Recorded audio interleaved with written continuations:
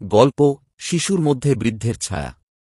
Magrahat trekker স্ট্যান্ডের পাশের সরু গলিতে ছোট্ট একটি homeopathy chamber, single remedy clinic.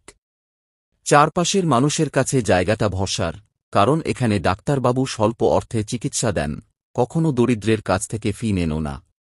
সমাজসেবাই তাঁর মূল ব্রত। একদিন দুপুরবেলা সেখানে এক পরিবার এসে হাজির। সঙ্গে ছিল এক বালক, বয়সে ছোট হলেও তার চেহারায় এক ধরনের অপরিণত ভাব।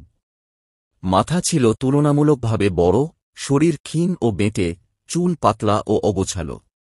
ছেলেটি লোকজনের সামনে কথা বলতে সংকোচ বোধ করছিল, অপরিচিত প্রশ্ন শুনে মাথা নিচু করে ফেলছিল। মা বললেন, ওর পড়াশোনায় খুব পিছিয়ে পড়ছে। মনে রাখতে পারে না কিছুই, অন্য বাচ্চাদের সঙ্গে মিশতেও ভয় পায়। ও যেন নিজের মধ্যেই ডুবে থাকে। ডাক্তারবাবু মন দিয়ে শুনলেন। তিনি লক্ষ্য করলেন, ছেলেটির আচরণে শিশুসুলভ অপরিণততা, আত্মবিশ্বাসের অভাব, সামাজিক ভীতি স্পষ্ট। খাবারের বিষয়ে জানতে চাইলে জানা গেল, সে ডিম খুব পছন্দ করে, কিন্তু ফল একদমই খেতে চায় না। ঠান্ডা লাগলেই সর্দি কাশি শুরু হয়, সামান্য ভেজা হাওয়াতেই গলার গ্রন্থি ফুলে ওঠে। ঘামের ব্যাপারে মা বললেন, রাতে মাথা ও ঘাড় ভিজে যায় ঘামে। অথচ ও খুব কম পানি খায়, পিপাসা প্রায় নেই। ডাক্তারবাবুর মনে ছবিটা আরও স্পষ্ট হল। এই বালক যেন বয়সের তুলনায় মস্তিষ্ক ও শরীর উভয়েই পিছিয়ে আছে।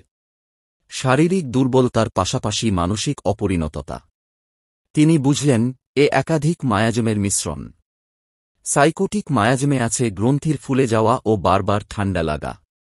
টিউবারকুলার মায়াজমে আছে বৃদ্ধির ব্যাঘাত, ওজন না বাড়া। সাইকোসিফিলিটিক প্রভাবও দেখা যায়, অতিসংবেদনশীলতা ও ভয়।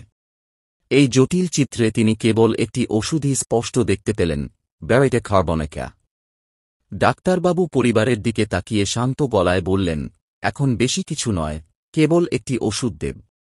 নিয়ম করে খেতে হবে।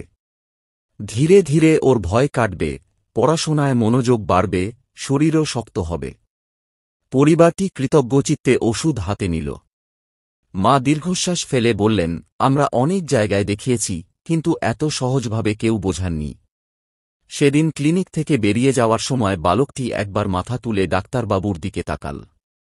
লাজুক চোখে কৃতজ্ঞতার ঝিলিক ফুটে উঠল। মনে হল, তার ভেতরে জমে থাকা অন্ধকারে একটু আলো ঢুকতে শুরু করেছে। কণ্ঠে আমি ইরাদ নাওয়ার।